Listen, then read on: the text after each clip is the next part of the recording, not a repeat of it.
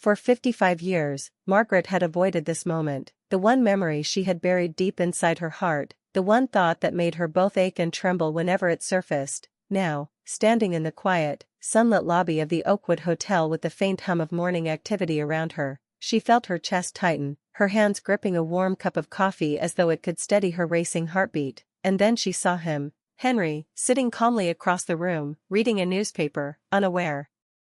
that the woman who had once been the center of his world was standing just a few feet away, and for a long second, she almost didn't recognize him, though the shape of his shoulders, the silver streaks in his hair, and the subtle tilt of his head were etched in her memory, because time had changed him but had never erased the essence of him, the man who had once held her hand under the summer sun, who had whispered dreams she wasn't allowed to chase, who had smiled in a way that made her feel both infinite and fragile at once, and now, decades later, after marriages, children, responsibilities, and years of quiet longing, here he was, alive, real, tangible, and the years of avoidance suddenly felt foolish and impossible, because every story she had told herself about moving on, about settling into a life she had convinced herself was enough, dissolved the moment their eyes met, and she felt an unfamiliar mix of fear, desire, regret, and hope twist in her stomach as Henry looked up from the newspaper and paused, his eyes locking with hers with a flicker of recognition, a spark that refused to die, and Margaret realized that no matter how long she had run from this, no matter how carefully she had avoided every chance encounter, fate had brought them back together, and now the question that had haunted her for more than half a century surged forward. What would she do when the man she had never stopped loving was finally in front of her again? Henry's eyes softened as he studied Margaret, and for a moment, time seemed to freeze, as if the years between them, the decades filled with choices, regrets, and silent longings, didn't exist at all, leaving only the familiar warmth of recognition and the memory of afternoons spent laughing in quiet streets, sharing secrets, and dreaming about futures that never came to be. Margaret's mind raced, recalling every detail of their youth, from the way his hand had felt in hers to the way he could make her laugh until her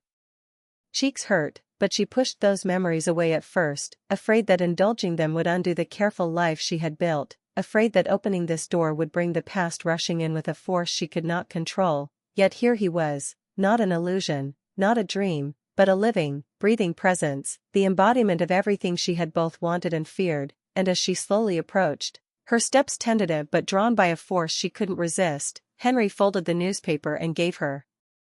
the faintest smile, one that carried all the unspoken words, the unfinished sentences, the what-ifs that had haunted both their hearts for over half a century, and in that smile, Margaret saw the reflection of her own emotions, a mirror of longing, regret, and the quiet hope that maybe, just maybe, fate had given them a second chance. They began to talk, cautiously at first, about small, safe things, the weather, the renovations in the hotel, mutual acquaintances, avoiding the deeper subjects. Each word a careful step around the minefield of emotion they had carried for decades, yet beneath the polite conversation, the connection that had never truly vanished hummed quietly, a subtle current pulling them closer, reminding them of the bond that had once been their entire world, and Margaret felt herself leaning in, not physically, but emotionally, drawn into the orbit of a love she thought had been lost forever, realizing that the life she had lived, the choices she had made, and the years of careful avoidance had not dimmed the intensity of this meeting but had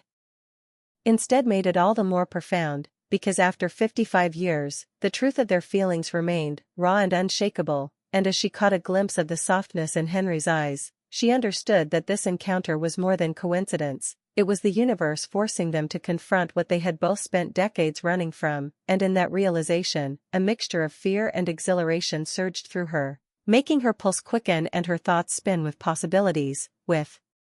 memories, and with the undeniable question that neither of them had yet voiced aloud. After all this time, could they finally confront the love they had never truly let go of, or would the weight of 55 years be too heavy to bear, leaving them once again to walk away with hearts full of silent longing? Henry's voice was soft, almost hesitant, when he finally spoke her name, and it carried a weight Margaret had not expected, a mixture of disbelief, tenderness, and longing that made her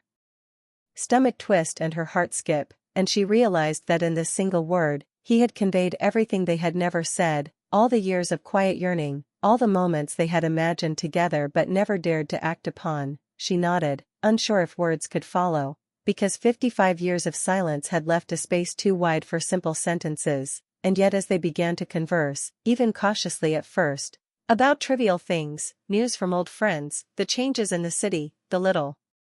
routines of life, they discovered that the familiarity between them had never faded, that beneath the polite civility, the unspoken connection pulsed with life, a subtle magnetic force that drew them together despite the decades, and every glance, every slight smile, seemed to carry the weight of the past, a history of shared laughter, secret dreams, and quiet heartbreak that neither had ever truly left behind. And as Margaret listened to the sound of his voice, she felt her heart flutter in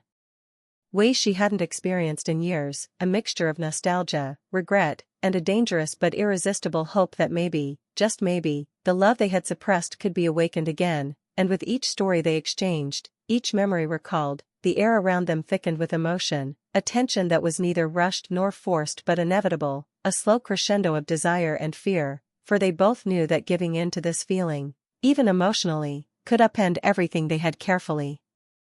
constructed in their separate lives, yet neither could deny the pull, the undeniable chemistry born of years spent apart yet never truly apart in heart or soul, and Margaret realized that in Henry's presence, all the walls she had built to protect herself seemed fragile, unnecessary, and absurd, because the connection they shared was timeless, a quiet force that had endured the trials of life, distance, and lost opportunities, and as she looked into his eyes, she saw reflected there the same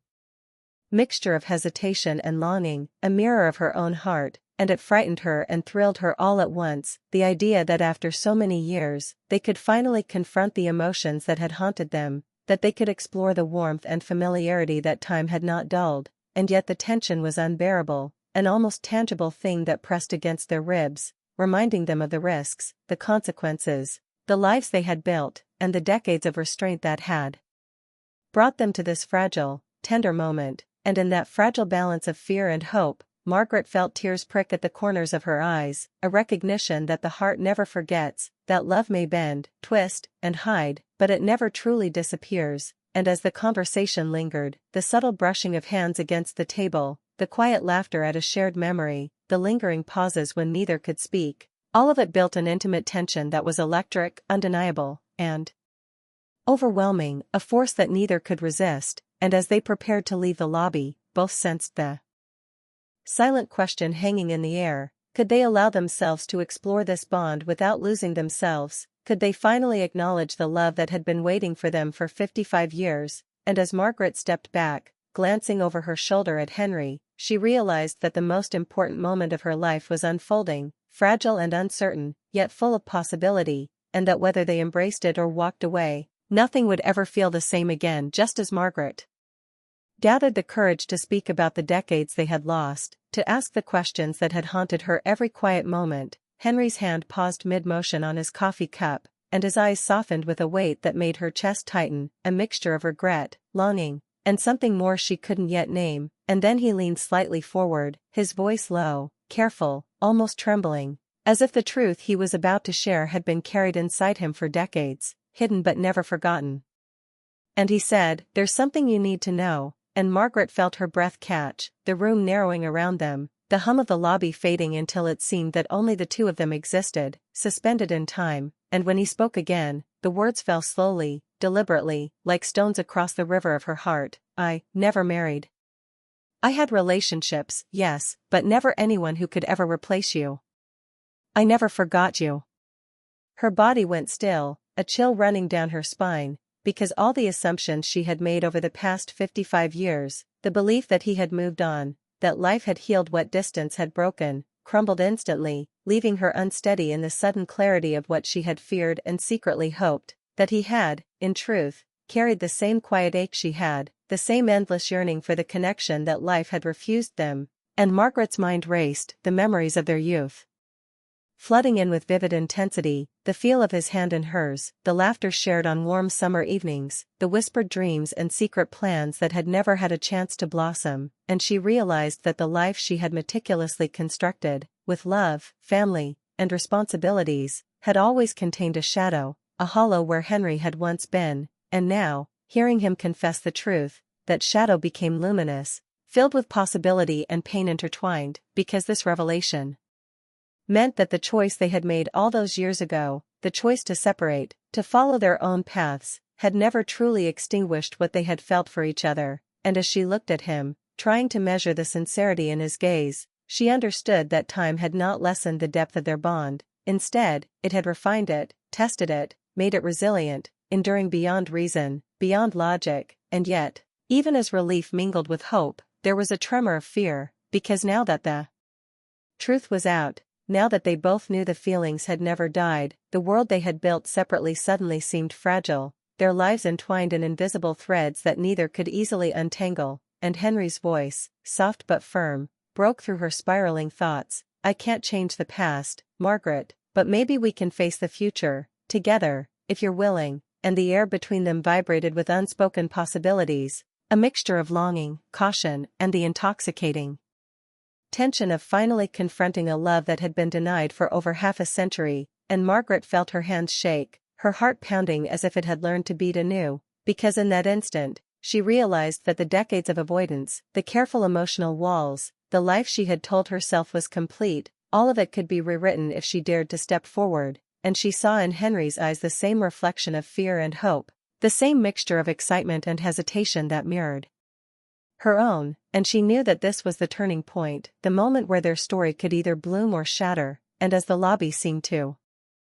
close in around them, the noises of the outside world muffled by the intensity of the connection, Margaret felt an overwhelming surge of emotion, the combination of relief, desire, and the ache of decades lost pressing against her ribs, and for the first time in 55 years, she realized that avoidance was no longer an option, that the truth, painful, beautiful, and terrifying, had finally arrived, and she was faced with a choice, to retreat into the safety of what she had built, or to embrace the love that had never truly faded, the love that had patiently waited, enduring every year, every separation, every lonely night, to find them both here, in this moment, finally, undeniably, together.